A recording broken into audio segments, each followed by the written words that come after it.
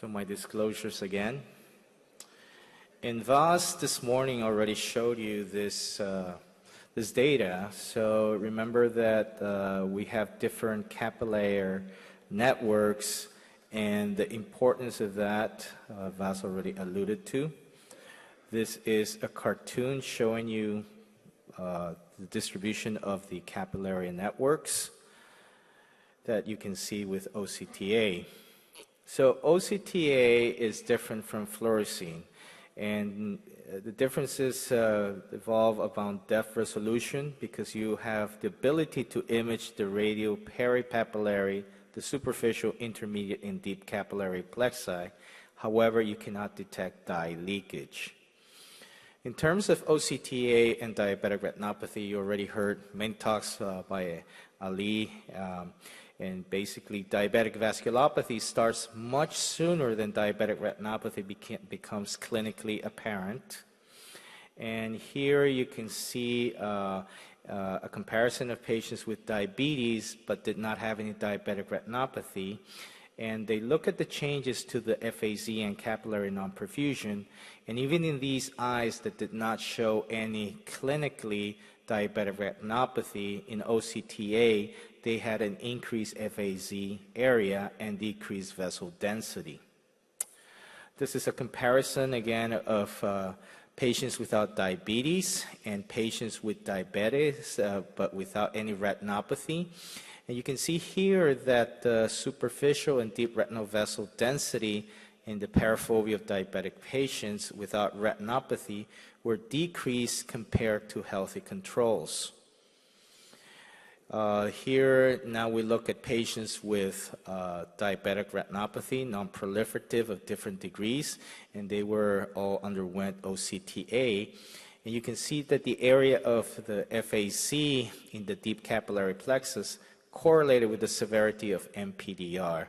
So the more severe retinopathy, the larger the area of your FAZ in the DCP. And this is just corroborating the previous study. Again, here you see normal eyes compared to eyes with mild MPDR to moderate MPDR, severe MPDR, and PDR. And as you can see, moving across from normal to more severe cases of diabetes, you can see that there's a drop in vessel density as well as an increase in the FAZ.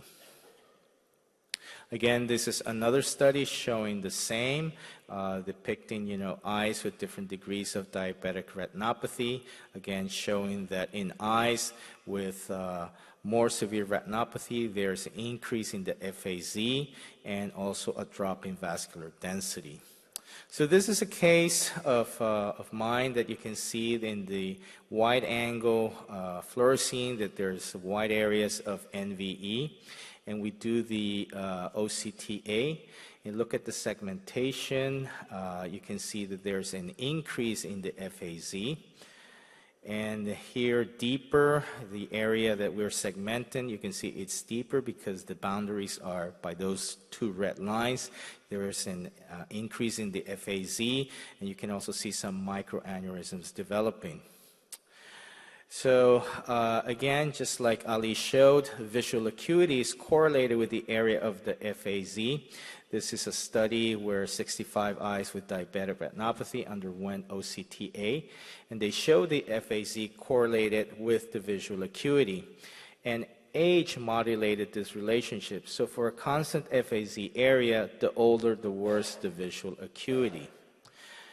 So OCT-A seems like a great thing, but you have to keep in mind that because of the technology, the OCT-A identifies fewer microaneurysms than fluorescein, possibly due to flow issues. However, the OCT-A was able to locate the exact intraretinal location, and also OCT-A was able to delineate precisely and reproducibly the FAZ. This is a paper by Rosen, and you can see where he depicts all the different vascular abnormalities that you can see in diabetic retinopathy. And again, this is a patient with diabetes. You can see the infrared and the multicolor pictures. And here you can see the OCT-A. Again, look at the segmentation lines. So you can see this is the superficial capillary plexus, maybe a little bit enlarged. And in the deep plexus, there is a larger FAZ and also some microaneurysms developing. The fellow eye, you can see similar changes, as you can see here. And they've done some studies to look whether or not you could predict a response to an anti-VEGF. And, they look at poor responders, which they define as less than a 50 micron reduction in CMT after 3 consecutive monthly injections.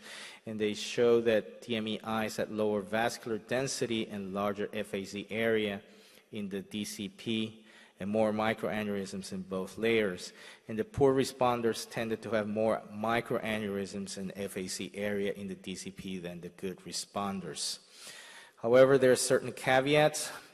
Because of poor visualization of the DCP in eyes with DME, because of the signal attenuation by the cystoid spaces, and again, the lack of visualization of flow does not necessarily mean that flow is completely absent.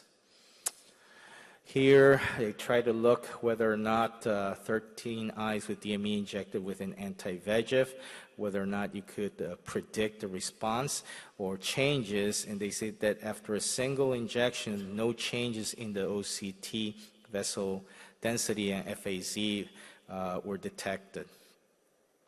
So the advantages of OCT-A in diabetic retinopathy is that it's a faster, safer, and non-invasive in comparison to fluorescein angiography.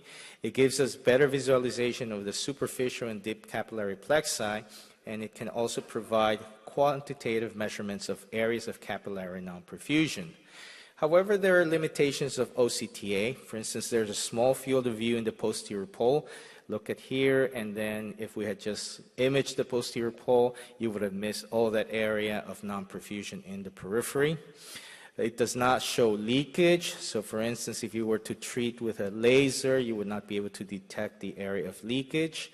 Again, here, a case of vasculitis with CME, you would not be able to detect that with the OCT-A. So in summary, OCT-A does not substitute for fluorescein. It complements other imaging modalities. And remember that the management of CME or DME is based on pharmacotherapy that is based on the structural spectral domain OCT. And if we needed laser, we would need the fluorescein for that. Thank you very much.